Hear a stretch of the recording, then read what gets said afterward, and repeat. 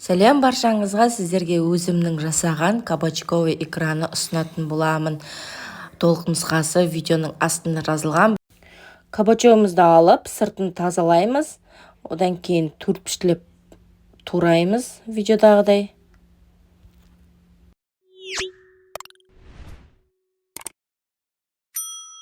Теркадан 3 сәбізімізді өткізіп аламыз. Пиязымызды да төртпіштілеп турап. Одан кейін қызанағымызды осылай теркаден өткізіп, қабығы қалу керек. Оны өткізбейміз.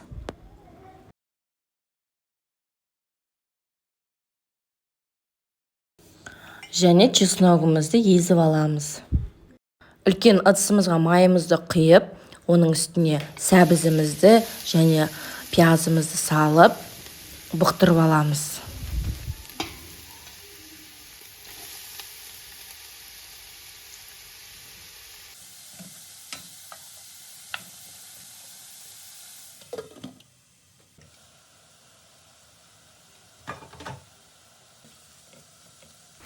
Он минуттан кейін кабачкемізді салып, бәрін араластырып, суы шыққанша 40-50 минут пісіріп аламыз.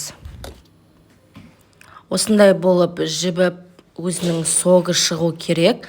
Одан кейін блендерімізді алып, осылай үстінен езіп аламыз.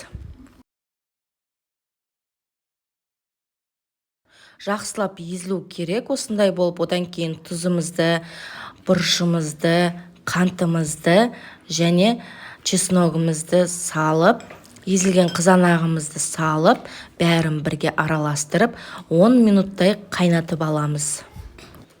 Міндетті түрде бетін жауып қайнатамыз. Өйткені кішкене атылуы мүмкін. Сондықтан жауып қойғанымыз жақсы. Одан кейін мен көп сақталу үшін сірке суын құйдым. Жақсылап араластырамыз. Міне біздің икрамыз дайын болды. Өте дәмді болып шықты. Менде осындай банкілерде дайын болып шықты. Сіздер де жасап көріңіздер.